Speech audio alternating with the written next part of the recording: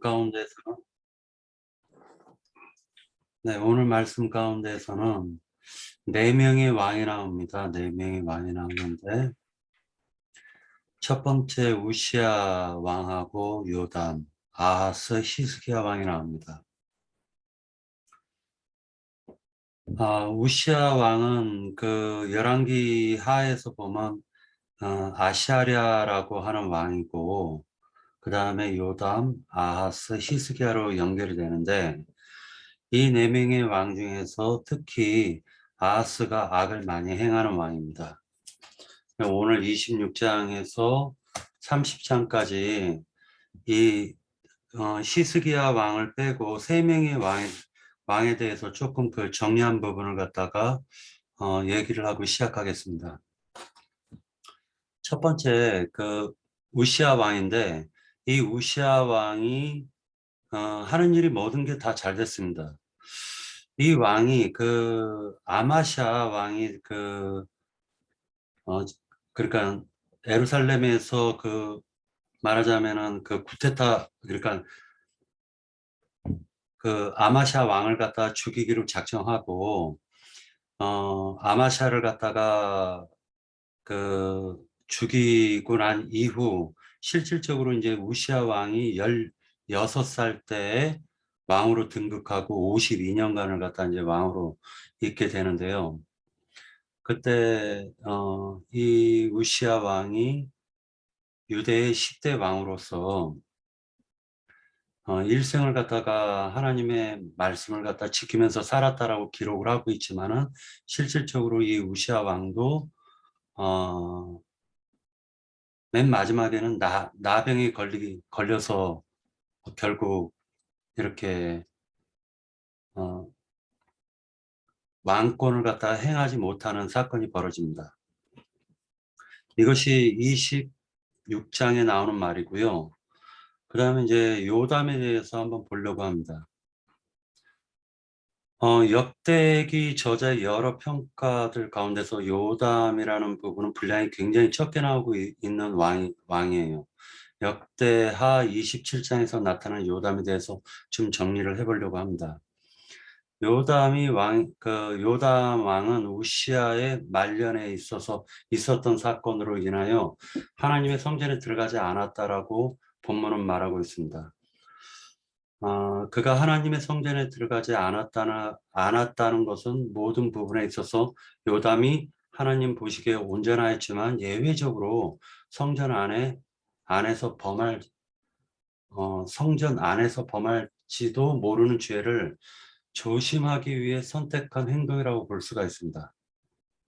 요담이 하나님께 예배하지 않았다는 뜻이 아니고 아버지 우시아의 모습을 타산지석으로 삼아 조심하겠다라는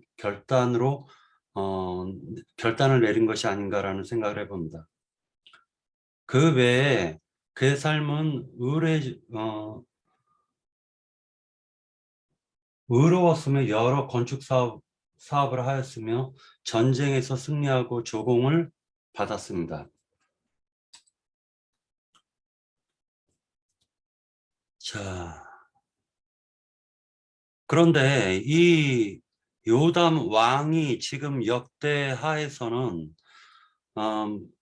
아무 문제 없는 좋은 왕으로 나오지만은 실질적으로 열왕기하 15장에서 보면은요, 34절에서 보면 열왕기하 15장 34절에서 보면 이런 말씀이 나옵니다. 요담이 그의 아버지 우시아의 모든 행위대로 여호와께서 보시기에 정직히 행하였으나 오직 산당을 제거하지 아니하였으므로 백성이 여전히 그 산당에서 제사를 드리며 분향하였더라. 요담이 여호와의 성전의 윗문을 건축하니라. 요담의 남은 사적과 그가 행한 모든 일은 유다왕 역대지략에 기록되지 아니하였느냐. 그때 여호와께서 비로소 아람 왕 르신과 르말라의 아들 베가를 보내어 유다를 치게 하셨더라라고 기록이 되어 있습니다. 요담에 대해서 여전히 산당에서 하나님께 제사를 하며 하나님의 성전에는 들어가지 않았지만 이것이 열왕기서에서는 요담의 결정적 실수라고 기록하고 있고 역대기에서는 전혀 기록하지 않고 있음을 우리가 볼 수가 있습니다. 본문의 특징적인 부분이 있다면 남유다의 백성들의 모습입니다. 왕이 하나님 앞에서 의로움에도 불구하고 2절의 백성들은 여전히 부패하였다고 기록하고 있습니다. 평행 본문인 열왕기하 15장 35절에서는 백성이 산당에서 제사를 드리며 분향하였다라고 기록하고 있는데, 하나님께 제사를 드리더라도 산당에서 드리는 제사는 역대기 저자에게는 부패한 행동이라고 평가를 받고 있음에도 불구하고 오히려 요담에 대해서는 얘기를 안 하고 백성들은 부패했다라고 기록하고 있습니다. 역대기 저자에게 유일하게 선한 모습으로만 평가받아왔던 요담 왕은 평안하게 최후를 맞이하고 다윗성에 장사되는 것으로 기록하고 있습니다. 그 다음에 이제 그 28장에서 보면 아하스왕이 나오는데, 아하스왕에 대해서 좀 생각할 부분이 많습니다. 그 본문의 시대적 배경은 그 메소포타미아 지역에 있는 큰 영향력을 행사하고 있었던 아람 왕국이 아수르 제국에게 멸망당한 직후의 시점으로 보여집니다. 그러니까 당시 아수르 제국은 중동 지역에서 거의 뭐 전체를 정복하다시피 하였다라고 보여지고 있습니다. 이제 남유다를 갖다가 둘러싼 고대 중동 지역은 아수르라는 거대한 단일 국가의 영향력 하에 놓이게 되었고, 지난 수백 년간 남유다가 경험해 왔던 주변 세계가 모조리 부서지고 국가적 생존을 위한 전혀 새로운 환경이 도래한 것입니다. 모압, 암몬, 시돈, 블레셋, 그리고 오늘 본문에 등장하는 아람 등 지난 수백 년 동안 국경을 맞대고 숱한 전쟁의 역사를 써내려갔던 이웃 왕국들이 순식간에 아수르에 의해서 멸망당하는 사건은 남유다에게 대단한 충격이었을 것입니다. 이 중대한 시기에 남유다는 사악한 아달랴 이후로 요아스, 아마샤, 우시아, 요담으로 이어지는 130년간의 선한 왕들이 펼쳤던 선정의 시대가 끝나고 아하스라는 최악의 왕이 등장하는 것으로 역대기는 얘기하고 있습니다. 그가 왕위에 올랐을 때는 아수르 제국의 파괴적인 남하가 시작될 무렵이었습니다. 가나안 인근 국가들은 아람 왕국과 북이스라엘이 중심이 되어 반아수르 연맹을 결성하고 있었을 때입니다. 그러나 아하스 왕은 반아수르 연맹에 동참하지 않았습니다. 이사야서 7장에서 보면 아람과 북이스라엘은 아하스 왕을 패하고, 남한국 아하스 왕을 패하고 북이스라엘은 아하스 왕을 패하고 다브엘의 아들로 새로운 남유다의 왕을 세워 반아수르 연맹에 동참시키려고 하였다고, 남유다를 굴복시키기 위해서 남유다를 침략했다라고 기록하고 있습니다. 그런데 남유다가 아람 왕국에게 모질게 당했던 이유는 앞서 설명드린 당시 국제 정세에 대한 분석에도 불구하고 하나님께서는 오늘 본문과 병행 기록인 역대하 28장에 이렇게 기록하고 있습니다. 아하스는 바알들의 우상을 부어 만들고 또 신놈의 아들 골짜기에서 분향하고 여호와께서 이스라엘 자손 앞에서 쫓아내신 이방 사람들의 가증한 일을 본받아 그의 자녀들을 불사르고 또 산당과 작은 산 위에 모든 푸른 나무 아래에서 제사를 드리며 분향하였다라고 기록하고 있습니다. 자, 성경에 이런 그 아하스 왕을 갖다가 얘기를 하면서 히스기야 왕으로 전개되는 히스기야 왕의 개혁으로 이루어지는 사건으로 지금 연결되어지고 있습니다. 시대적 배경은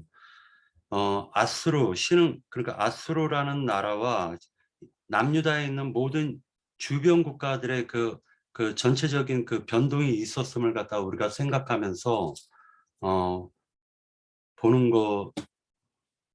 거를 갖다 이제 추구하였으면 좋겠습니다.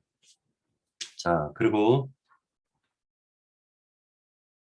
이사야서 14장에서 보면 이런 말씀이 나옵니다. 14장 26절. 그것은 같이 한번 다 펴서 한번 읽어보도록 하겠습니다. 이것이 온 세계를 향하여 정한 경영이며 이것이 열방을 향하여 편손이라 하셨나니 만군의 여호와께서 경영하였은즉 누가 능히 그것을 패하며 그의 손을 펴신즉 누가 능히 그것을 돌이키리야. 아스 왕이 죽던 해에 이 경고가 임하니라. 블레셋 온 땅이여 너를 치던 막대기가 부러졌다고 기뻐하지 말라. 뱀의 뿌리에서는 독사가 나겠고 그의 열매는 날아다니는 불뱀이 되리라. 가난한 자의 장자는 먹겠고 궁핍한 자는 평안히 누우려니와 내가 네 뿌리를 기근으로 죽일 것이요 내게 남은 자는 살육을 당하리라. 이렇게 기록하고 있습니다.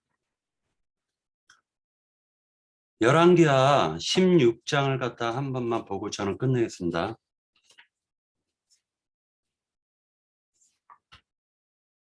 열왕기하 16장.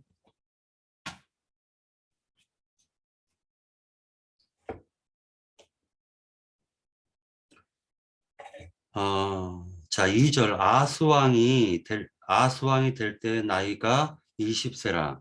예루살렘에서 16년간 다스렸으나 그의 조상 다윗과 같지 아니하며 그의 하나님 여호와 보시기에 정직히 행하지 아니하였다라고 기록하고 있습니다. 또 4절에서 보면은 또 산당들과 작은 산 위와 모든 푸른 나무 아래에서 제사를 드리며 분향하였더라. 이때 아람 왕 르신과 이스라엘 왕 르말리아의 아들 베가가 예루살렘에 올라와서 싸우려 하여 아스를 에워쌌으나 능히 이기지 못하니라. 당시에 아람의 왕 르신이 엘랏을 정복하여 아람에 돌리고 유다 사람을 엘랏에서 쫓아내었고 아람 사람이 엘랏에 이르러 거기에 거주하여 오늘까지 이르렀더라. 아하스가 아수르 왕 디글라 빌레셀에게 사자를 보내 이르되 나는 왕의 신복이요 왕의 아들이라.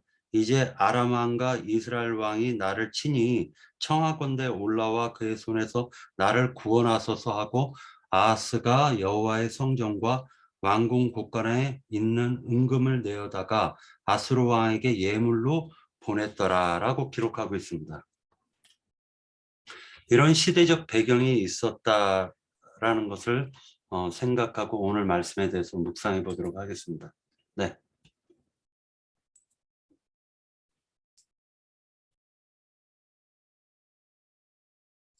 우선 역대하 26장에 보면 이제 우시야 왕 같은 경우에 하나님으로부터 참 많은 은혜 받은 왕으로서 많은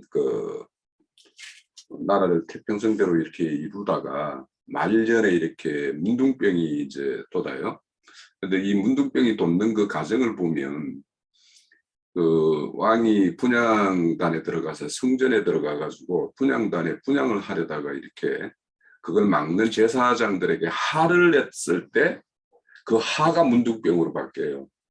그러니까 이게 뭔가 하나님이 세우신 제사장들에 대해서 뭔가 이렇게 하를 내고 뭐 한다라는 것이 이게 문둥병 걸린 자들의 어떤 정상이라는 것으로 우리가 좀 이해를 해야지 될 것 같다라는 생각이 들고요.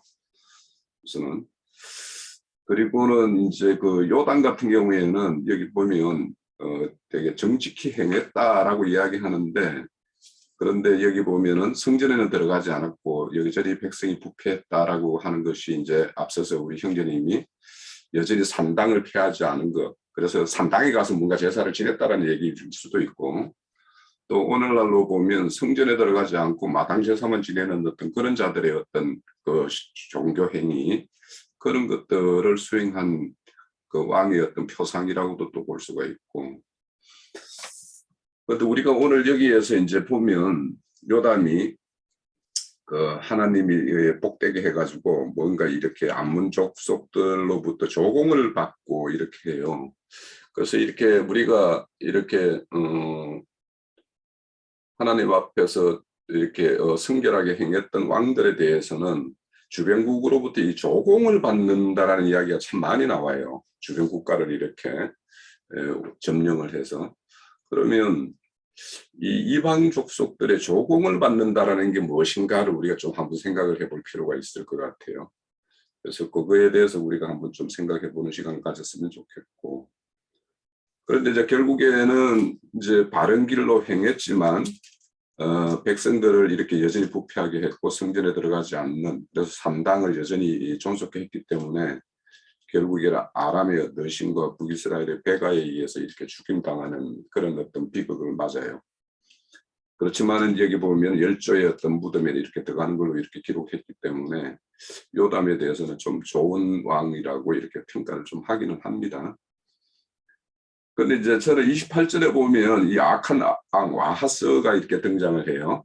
그러니까 이 아하스 왕 같은 경우에는 정치 기도 안 했고 북이스라엘의 왕들이 행한 것은 결국에는 바알신을 섬기는 왕들의 어떤 대표를 북이스라엘 왕이라고 하는데 그렇게 했다라는 거예요.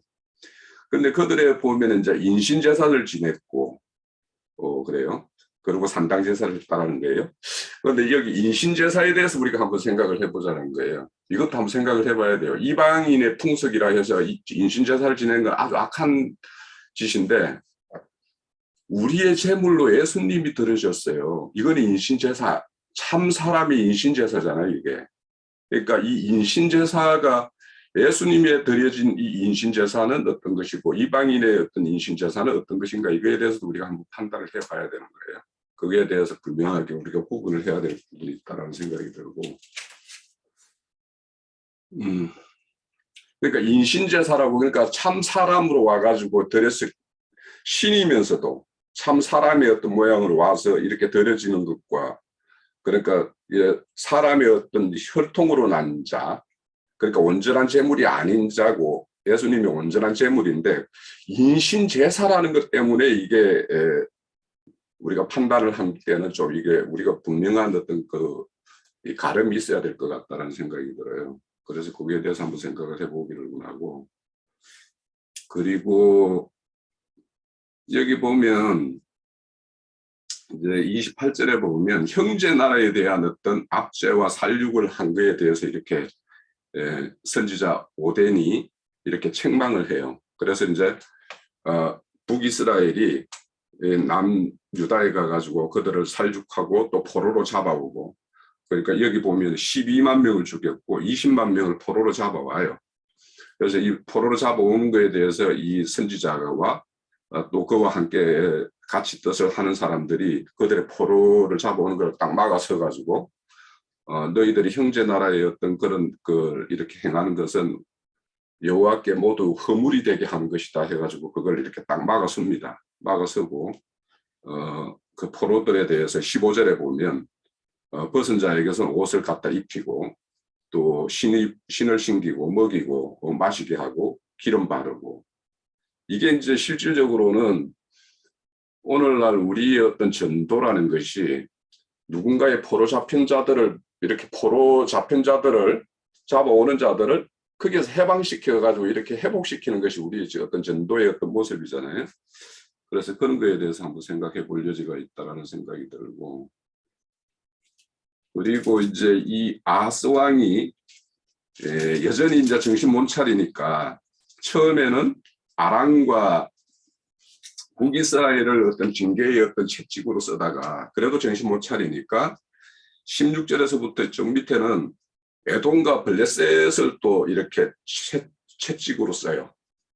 그런데 그때라도 정신을 차리면 되는데 이 아하스 왕은 아수르에게 가가지고 이렇게 자기의 어떤 궁과 성전의 어떤 기물들을 이렇게 금원을 가지고 그 아수르 왕에게 그것을 보내면서 자기를 도와달라는 원군을 이렇게 요청을 하는데, 결국에는 그 요청한 금원은 다 이렇게 그들에게 제공을 하고 오히려 도움받는 것이 아니라 그들에 의해서 오히려 공격을 받는 것이 20절의 어떤 내용이에요. 28절에. 그래서 이런 것들도 우리의 어떤 삶의 과정에서 하나님의 어떤 징계가 왔을 때 인간적인 방법으로 뭔가 이 문제를 돌파하려고 했을 때 그것이 더 꼬이는 부분들이 많이 있죠. 그래서 우리가 뭔가 이렇게 인간사회에서 설상가상이라는 말이 있듯이 오히려 도움을 받고자 뭔가 금은을 바치고 이렇게 딱 줬는데 오히려 그게 하가 돼가지고 이렇게 돌아오는 모습들 이런 것들도 우리가 여기에 역사적 사실에 대해서 우리가 좀 이렇게 새겨볼 필요가 있겠다 싶고 그 형제들 나라에 대한 어떤 이렇게 대하는 것에 대해서는 여전히 뒤쪽에서도 보면 29장의 히스기야의 어떤 그런 어떤 정화 활동이라고 그 개혁 활동에 보면 5절에 보면 29장 5절에 보면 각 사람들을 성결하게 하는 것과 여호와의 전을 성결하게 하는 것 이 두 가지를 추구를 해요. 그래서 우리도 이런 어떤 그 온전한 어떤 것을 이루기 위해서는 각 사람의 어떤 성결과 어떤 단체적으로 우리 교회라고 따지면 교회 전체의 또 어떤 성결의 문제 이 양면에 대한 어떤 문제를 우리가 잘 이렇게 헤아려 볼 필요가 있겠다라는 생각이 들고요. 그리고 이제 30절에 가면 이제 6월절 이렇게 준비하는 걸 보면 그래서 이제 히스기야가 하나님의 어떤 그 회복을 하기 위해서 그 진노를 하나님의 진노를 떠나보내기 위해서 행하는 것이 뭐냐면 대표적으로 목이 굳게 한 것들을 목이 굳었다라는 것은 어떤 교만하는 거고 스스로 이렇게 자부하는 것들 이런 것들이 이제 목이 곧은 것이 되겠죠. 그 8절에 30장 8절에 보면 목을 곧게 한 거하고 또 여호와의 어떤 그 섬김에 의한 거 그러니까 목을 곧게 하는 것을 하지 말고 너희들이 거룩하게 하고 전에 들어가서 여호와를 섬길 때 하나님의 어떤 노가 떠나갈 것이다라고 이야기를 해요. 그래서 이 지금 앞에서 보면은 요담왕이라는 사람이 성전에 들어가지 않고 이렇게 했다라는 것과 여기에 보면 이제 성전에 들어가서 여호와의 전에 들어가서 섬기라고 이렇게 말씀을 하는 것을 볼 수가 있어요. 그래서 우리가 오늘날 이제 우리가 출애굽기를 하면서도 번제당 마당 제사만 지내는 자들과 우리가 성전까지 나아가는 제사에 대해서 이렇게 우리가 가르침을 받고 있는데 그런 거와 관련해 가지고 우리가 온전히 성전 안에 들어가서 하나님을 섬기는 자가 하나님의 어떤 노를 완전히 떠나보낼 수 있다는 것들에 대해서도 이제 우리가 좀 생각해 볼 필요가 있고 그런데 이제 여기에 내용에 보면 6월절 회복을 위해서 온 이스라엘에 대해서 파발꾼을 보내가지고 남유다만이 아니라 온 이스라엘의 어떤 그 이 6월절 제사를 이렇게 참여해 동력해 하는 것을 볼 수가 있어요.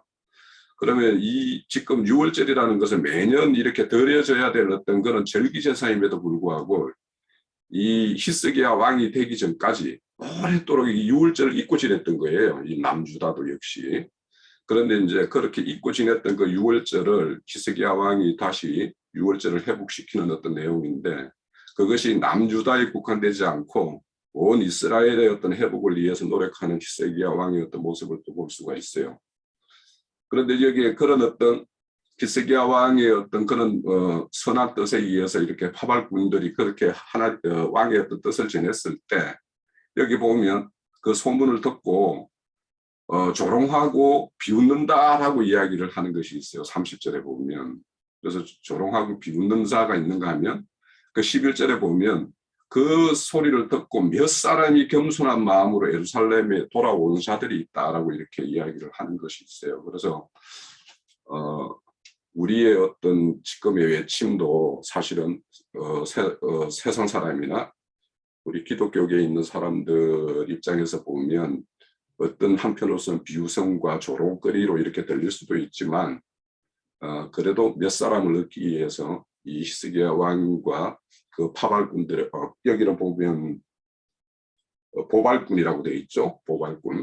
보발꾼들의 어떤 그런 헌신적인 노력도 우리가 한번 생각해 볼 수 있겠다라는 생각이 들고 또 6월절 지낼 때 그렇게 온전히 성결하지 않은 사람들이 이렇게 음식을 먹는 데 참여하는 것에 대해서 왕이 그 어떤 상황을 딱 간파를 하고 그들에 대해서 이렇게 탄원하는 어떤 기도를 올림으로 인해 가지고 하나님이 그 성결치 못한 자가 성결한 음식을 먹는 것에 참여한 것에 대한 어떤 그 징계로부터 이렇게 해방시키는 그런 어떤 왕으로서의 어떤 지혜된 모습과 그, 그 참여자들에 대한 어떤 그런 배려하는 모습 또 이런 것들이 이 왕으로서의 어떤 면모를 히스기야 왕의 면모를 우리가 좀 바라볼 수 있겠다라는 생각이 듭니다. 그리고 여기 이제 6월 일곱 절기를 7일을 지냈는데 두 번째 절기 이렇게 7일을 더 연장해서 이렇게 절기는 거에 대해서는 제가 이게 어떤 의미일까에 대해서는 좀 명확한 이해는 없습니다. 이제 그래서 이거에 대해서 좀 우리가 같이 한번 나눠봤으면 좋겠다 생각이 되네요. 예. 그 아하스라는 이 인물이 아하스왕이라는 이 인물이 참 하나님께 굉장히 은혜를 많이 받았음에도 불구하고 많이 저버렸다라는 생각이 듭니다. 이사야 선지자 7장에서 보면 이사야서 7장에서 보면은 1절에 이런 말이 나와요. 우시아의 손자요 요담의 아들인 유다의 아스왕 때에 아람의 왕 르신 왕과 르말리아의 아들 이스라엘의 베가 왕이 올라와서 에루살렘을 쳤으나 능히 이기지 못하였다라고 얘기를 하고 있어요. 이사야 선지자가 말하자면 아하스 왕에게 지금 그 아수르는 하나님이 몽둥이로 쓰시는 거니까 두려워하지 말아라라고 얘기한 것으로 보여지는데 그러함에도 불구하고 아하스는 굉장히 두려워하는 것을 볼 수가 있습니다.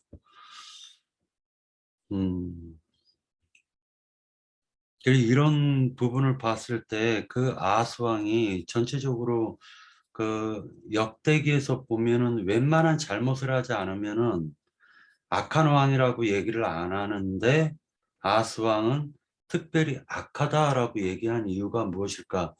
그 부분을 갖다 좀 오늘 생각을 많이 해봤습니다.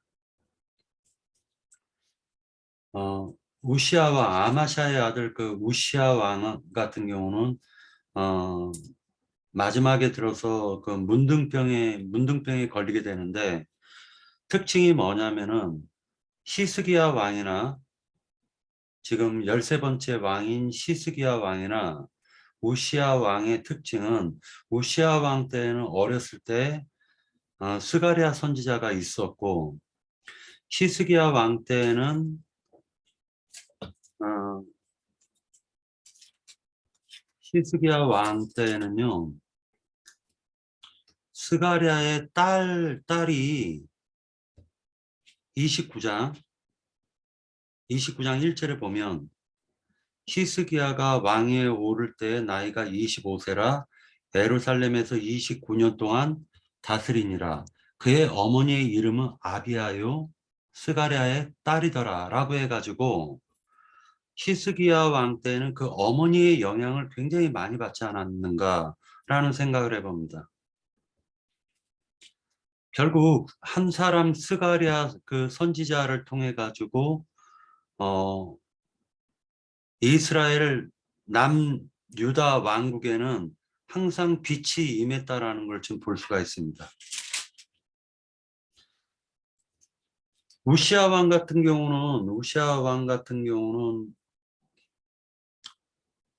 5절에 보면은 26장 5절에서 보면은 하나님의 묵시를 밝히 아는 스가랴가 사는 날에 하나님을 찾고 그가 여호와를 찾는 동안에는 하나님이 형통하게 하셨더라라고 기록하고 있습니다. 그런데 스가랴가 죽으니까 우시아가 문둥병에 걸린다라는 걸 알 수가 있습니다. 교만하여지고 문둥병에 걸린다라는 걸 알 수가 있습니다. 그러면 결국 스가랴는 16살 때 왕이 돼가지고 자기 심대로 통치를 하지 못하고 스가랴 그 선지자의 말을 듣고 그리고 그 스가랴의 말을 듣고 그리고 통치한 것이 아닌가라는 생각을 해볼 수가 있고요. 그리고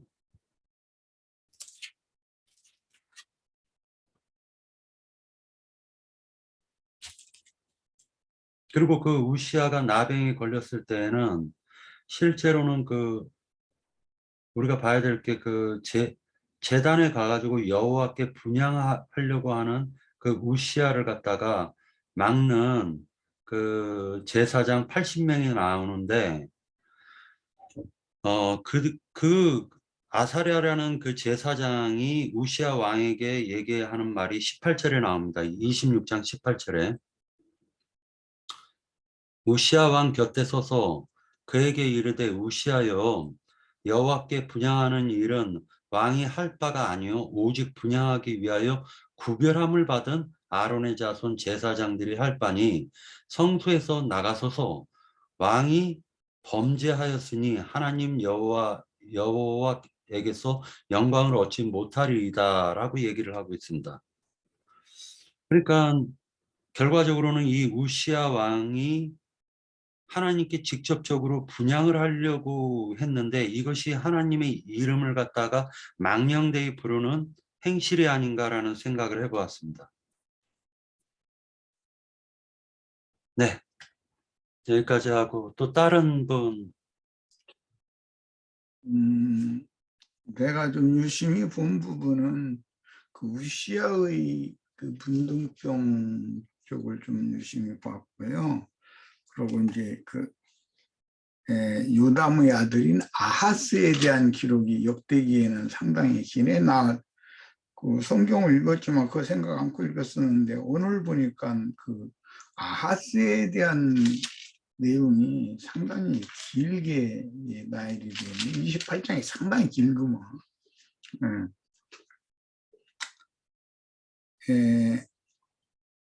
우선 그 우시아의 문둥병에 관한 이야기는 이사야 선지자가 다뤘기 때문에 이제 많이 알려진 내용인데 그 문둥병이 이마에 생겼다고 이렇게 하는데 그 원인이 뭐냐면은 성소 안으로 들어가서 분향을 하려고 했다는 거예요. 그런데 여기 여호와의 성전에 들어가서 향단에 분향하려 한지라라고 한 것은 그 마당 제사를 한 것이 아니라 성소 제사에 참여하려고 했다. 지금 그 말이거든요. 분향단은 성소에 있으니까. 그 문제로 인해서 그 당직 제사장 아사랴가 왕이 이렇게 하면 안 됩니다라고 이제 하니까 문둥병이 이마에 발해가지고 평생을 그 병이 낫지 않고 문둥병을 안고 죽은 것으로 이렇게 돼 있어요. 이제 이런 표현들이 무슨 뜻일까? 구약 시대에는 뭐 왕권과 재상권이 명백하게 이렇게 구분이 되어 있으니까 아마 그 왕과 제사장이 어떤 심각한 어떤 갈등이나 알력이나 이런 것이 있었던 것이다라는 것을 여기서 알 수가 있고, 왕이 이제 권세가 강해지면 제사장권을 무시하는 그런 경향이 있었던 것 같아요. 그런데 제사장은 이제 자기 밥그릇이니까 그걸 지켜야 되겠죠. 그래서 이제 왕이 성소에 들어가는 것을 이제 만류했다는 말이죠. 그러니까 그 우시아는 자기가 하고 싶은 대로를 이제 못하니까 그 이마에 문둥병이 발했다 그랬는데 이것은 이제 성경의 표현에 대해서 우리가 많은 거를 성경 읽을 때 이해를 할 필요가 있겠다 싶어요. 그 이마에라는 것은 어떤 인침이 나타나는 표현, 표시 이제 그런 것과도 관계가 있는데 말하자면 이제 불쾌한 그 빛이 그 왕에게서 표현되었다. 말하자면 그 레위기 13장에서 15장 사이에 나병으로 진찰하는 것은 붉은 색점이 생기면 나병이라고 이제 진단을 한다 그랬는데, 이거는 아마 혈기, 이 우시아라는 사람이 자기가 하고 싶은 대로를 못하게 하니까 아마 얼굴에까지 그런 다른 사람들이 볼 때도 그 분기 이런 것이 그대로 노출되지 않았나, 이제 그런 뜻이라고 는 생각해요. 그 이마에 나병이 생겼다 이렇게 표현을 했는데 붉은 색점이 생겼다는 뜻이에요. 그러니까 이제 이게 분노, 혈기가 얼굴에 이렇게 나타났다는 뜻이고, 그 죽는 때까지, 그럼 그때 일시적으로 그랬으면 그 시간이 지나면 이게 이제 가라앉았어야 되는데 죽는 날까지도 나병에서 치료를 받지 못했다라는 것은 그 제사장들을 좋지 않게 여기는, 자기의 하고픈 대로 하지 못하게 하는 어떤 사람들에 대해서 적대감, 분노감, 뭐 이런 것들을 끝내 버리지 못하고 그냥 죽음을 맞이했다, 이제 그런 뜻인 것 같아요. 그러니까 우리가 인생사에서도 인생을 살다 보면은 대부분 지금 이런 경우가 우시아를 하나님께서 도와서 매사가 다 잘 되게 해주시니까 나중에 이렇게 된 이야기거든요. 그런 걸 보면 사람이 교만해지면 자꾸 얼굴을 들으려고 그러고 목을 꼿꼿이 이렇게 세우려고 그러고, 그런데 그 곁에 있는 누구에게 준 그에게 맡긴 어떤 권리를 침해를 하면서도 본인은 그것을 못 느낄 수가 있다는 거죠. 당연하다고 생각하니까. 왕권을 강화하느라고 그렇게 했을지는 모르지만, 그 제사장의 말을, 그 권하는 말을, 가난한 말을 듣고 그러냐. 성소는 레위인도 들어가지 못하고 제사장들, 당직 제사장들만 들어가는 건데, 더구나 이제 분양을 하는 것은 지성소에 들어가기 위한 길을 열기 위해서 하는 건데, 그것은 이 우시아라는 사람이 교만함이 하늘에 닿았다, 뭐 그런 표현인 것 같아요. 이런 것은 우리의 교회 생활에서도 또 인생사에서도 하여튼 교만은 하나님이 그를 물리치시는 원인이 되는 거니까 그런 것을 좀 교훈으로 꼭 삼았으면 좋겠다는 생각이 들고, 우리들이 혹시 나에게 말씀을 가르침 받으러, 이제 이건 영적 해석이에요. 이런 문제에 관한 말씀을 가르침 받으러 모이는 어떤 무리를 얻었을 때, 내가 뭐 어떻게 했어서 얻은 것이 아니라 하나님께서 어떤 양을 그에게 붙여줬기 때문에 그렇게 된 건데, 그 앞에서 자기가 뭐 대단한 사람이나 되는 것처럼 사람들 위해서 권위를 주장하려고 그러고 자랑을 하려고 그러고, 그렇게 하면 하나님께서 그를 즉시로 멀리에서 물리쳐 버리시고, 그 사람보다 어떤 유능함에 있어서는 조금 부족할지라도 오히려 그 순종하고 겸손한 누군가를 세워서 그 자리에 당연히 대행을 할 수 있게 한다라고 오늘 말씀을 그렇게 받아들여야 될 것 같아요. 그 아들 요담이 사실은 자기 부왕이 죽은 것도 아닌데 멀쩡히 살아있는데 이 문둥병이 발한 왕이기 때문에 뒷방에다가 이렇게 모셔놔두고 왕권 행사를 못한 거죠. 아들이 대행왕을 했다는 거예요. 그러니까 그때 당시에는 왕이 둘이었을 거 아니에요. 명분상으로는 아버지가 왕인데 왕이 죽지도 않았는데 하나님께서 그 아들을 오히려 실제적인 그 왕권을 행사하게 했다라는 것은 많은 걸 우리가 좀 생각을 해봐야 되지 않겠나. 인생사에서도 그렇고 뭐 특히 그 이제 교회 생활을 다루는 문제니까 이런 걸 좀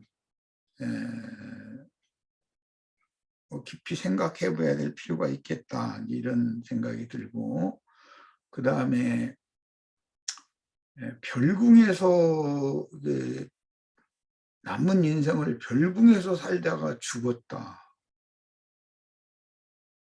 그리고 그 조상의 묘실에 들어가지 못하고 조상의 묘실 곁에 그냥 왕의 명분만 있었으니까 아마 사후에도 아마 그렇게 했을 거예요. 곁에 이렇게 갖다 장사를 이렇게 해줬다. 이게 그 뭐 형식적인 그 왕으로서밖에 인정을 받지 못했다. 이제 그 말이 될 거예요. 이런 걸 보면은 성경이 기록이라는 게 과연 하나님의 말씀이니까 우리는 하여튼 이런 말씀에 대해서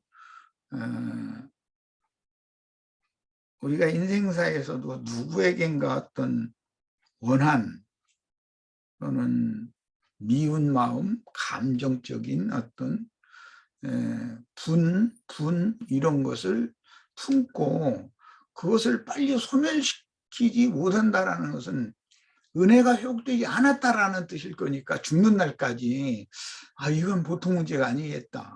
그럼 그 사람이 이러고 사는 동안에 별궁에서 왕이 별궁에서 지내고 그 아들이 실제적으로 그 조정에 나가서 그 어린 아이일 텐데 그 아들은 대행해서 그 대신들의 그 조례를 집행하고 최후 결정을 내리고 할 때 그 어린 아들 요담이 과연 무슨 판단력이 있어서 나라를 제대로 치료를 했을까 뭐 이런 생각도 들고 이게 참 많은 생각을 하게 하네요.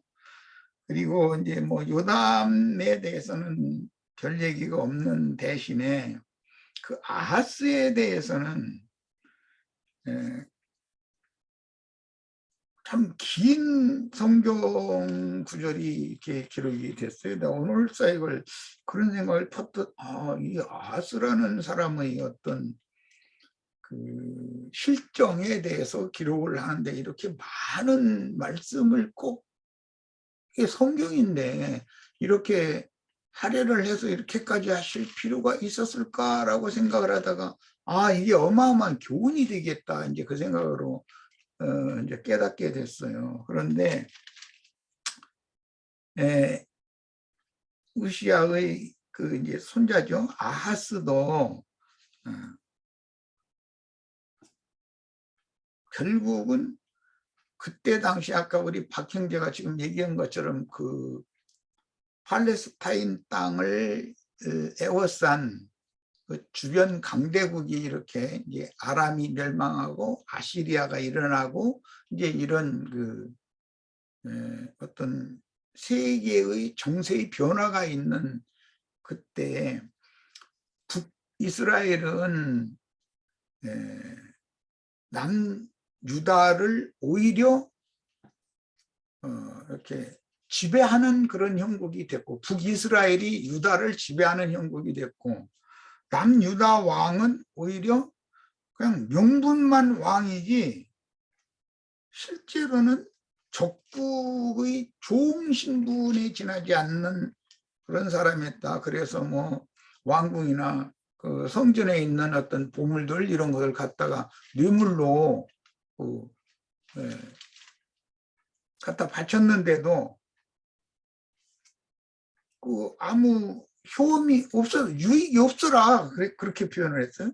아하스가 여호와의 전과 왕궁과 방백들의 집에서 재물을 가져다가 아수르 왕에게 주었으나 그에겐 유익이 없었더라. 이 말은 아수르의 압제에서 벗어날 수 없었다. 아수르의 압제에서 벗어나기 위해서 이렇게 뇌물을 갖다 바쳤는데, 그런데 이 아수르 왕이 아람을 멸할 때 자기를 동조해 주지 않은 것에 대해서 괘씸하게 생각했으니까 그 아수르 왕의 마음이 분이 풀리지 않았다는 뜻일 거죠.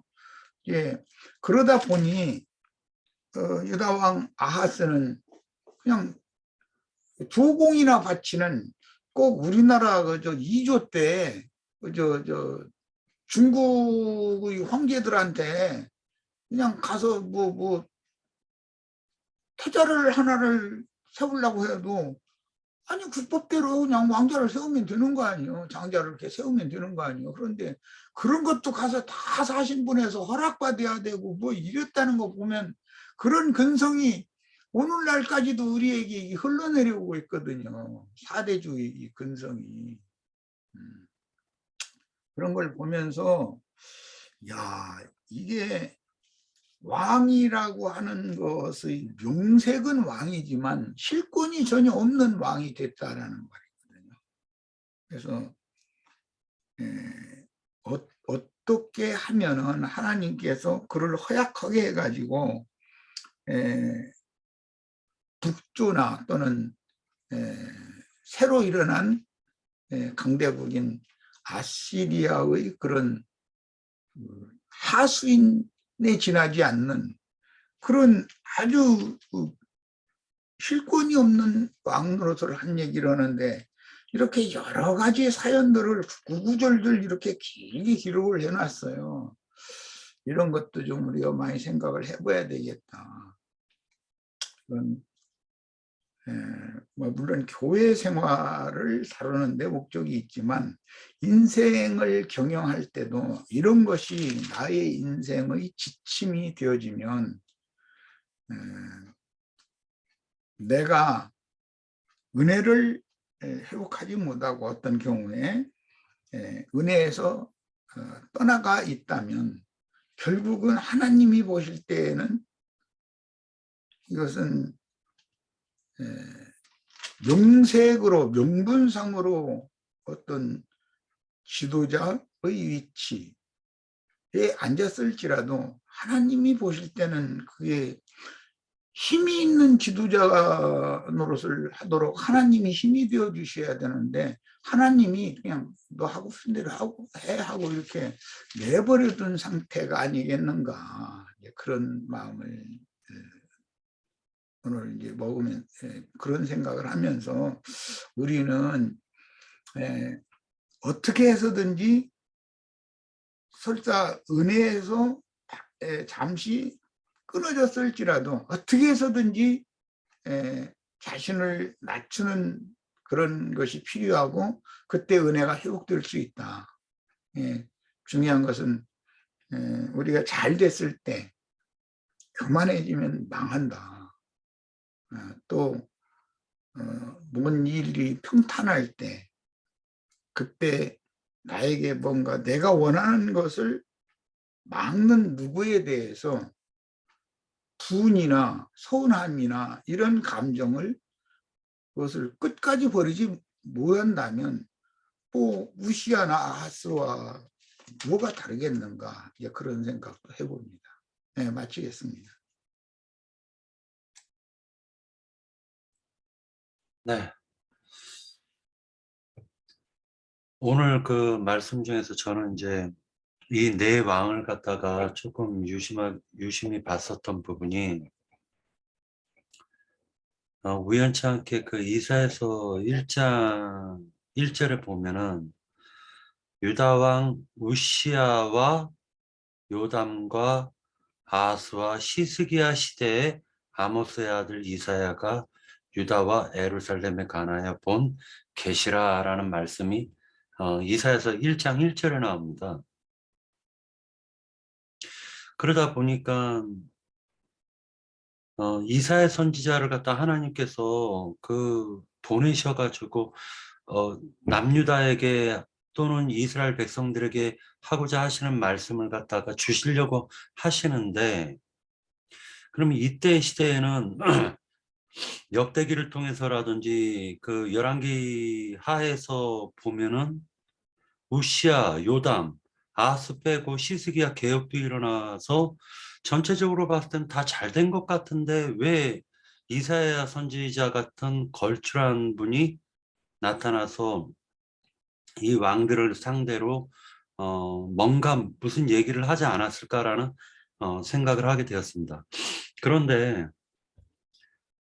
우시아 왕 말년에 이사야가 하나님께 부름을 받은 것으로 보여지고 요담과 아하스 시대, 특히 아하스 시대 때에 이사야 선지자가 굉장히 많은 말을 하는 것으로 보여지는 것 같아요. 많은 예언도 하고 특히 그 유명한 말씀도 나옵니다. 징조, 한 징조, 임마누엘이라 하리라 하는 것도 그 아수왕 때 하는 말이에요. 그 7장 1절에 보면 우시아의 손자 요담의 아들 유다의 아수왕 때에 아람의 르신왕 뭐 쭉 이렇게 얘기를 하면서 14절에 보면 이사야서 7장 14절에 보면은 그러므로 주께서 친히 징조를 너에게 주실 것이라 보라 처녀가 잉태하여 아들을 낳을 것이요 그 이름을 임마누엘이라 하리라 라는 이 말씀도 지금 아수왕 때 했다라는 거예요. 아수왕 때. 그러니까 결과적으로는 이 아수왕 때 최고의 그게 남유다에서 그 하나님이 보았을 땐 남유다의 타락 때가 아수왕이고 그리고 나서 시스기야를 통해서 개혁을 일으킨 것이 아닌가 이렇게 저는 추정을 해볼 수가 있지 않을까라는 생각을 해봅니다. 그래서 이 지금 오늘 역대기 25장서부터 이제 30 몇 장까지 계속 시스기야 왕까지 쭉 읽어 나갈 텐데 그 읽어 나가는 사이에 이사야 선지자라든지 스가랴 선지자가 지금 그 사이에 끼어 있다라는 걸 우리가 생각을 해봐야 될 것 같습니다. 역사 관점을 볼 때. 그래서 이 관점으로 보고 저는 제 말은 다 했습니다. 다른 형제 자매님들 더 하실 말씀 있나요? 여기서 스가랴 선지자라고 나오는 거는 우리 그 선지서 스가랴 선지자 그 선지자는 아니에요.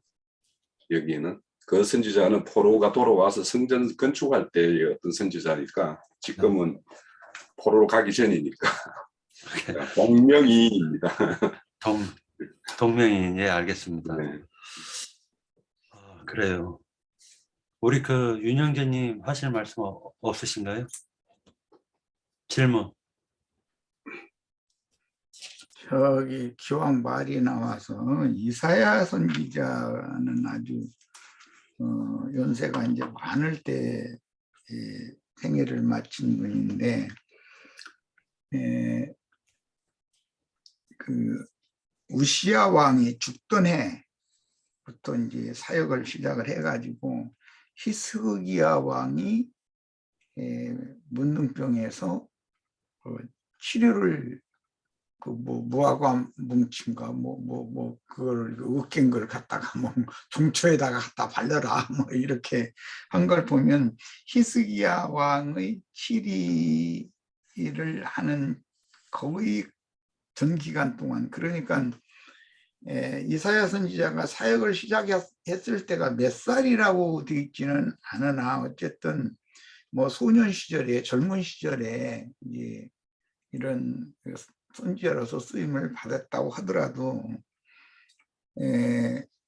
그 우시아의 아들 요담 아하스가 16년씩 치리를 했었기 때문에 그럼 벌써 이게 32년이고 히스기야가 뭐 그런 치리를 다 하고 죽을 병이 들었다가 치료받은 때까지 하자면 거의 내가 보기에는 6년 동안 했다라고 기록이 나요. 50년이 넘는 기간을 선지자로서 쓰임을 받았으니까 그가 뭐 태어나자마자 선지자 노릇한 건 아닐 거고, 그럼 또 이게 굉장히 극노인 때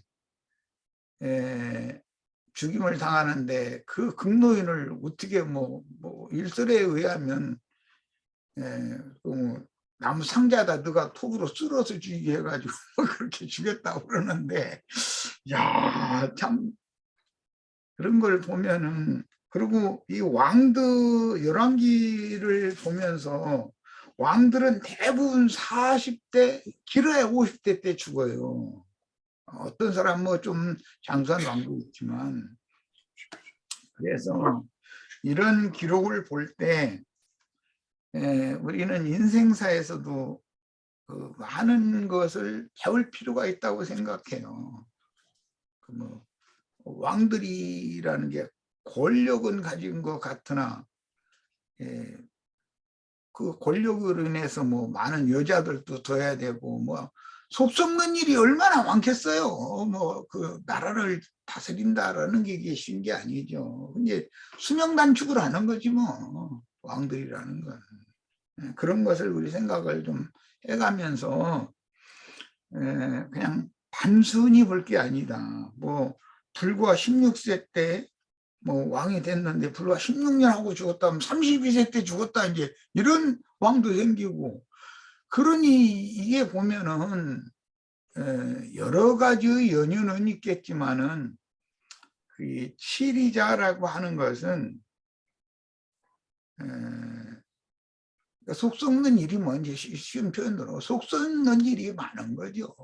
수명 단축, 이게 수명 단축을 하기를 싫으면 이런 왕의 지위에 나갈 필요가 없죠. 편안하게 사는 게 좋은 거지 뭐 말하자면.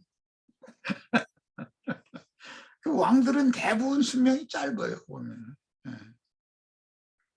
이사야 선지자의 장수와 내가 일부러 이거 대조를 해서 이제 생각을 해봤는데, 그 열왕기나 역대기 읽어보면 왕들의 수명이 대부분 40대 때 길어야 50대 초반에 이렇게 다 죽거든요. 그런 걸 보면은 권력자라고 하는 것은 장수하기가 어렵다. 그만큼 일이 많고 쉴 틈이 없고 분명히 그랬을 거 아니겠어요. 그런데 주님께 가서 쉼을 얻어야 되는데 다른 방도로 그 안식을 찾으려고 하다 보니까 오히려 건강을 다 해치는 거지 뭐, 쉽게 표현하자면. 그럼 빨리 가는 거지. 난 그렇게 생각합니다. 그래서 너무 어떤 권력에 대해서 욕심을 품는 것은 어리석은 짓이다, 그런 생각도 해봅니다. 네.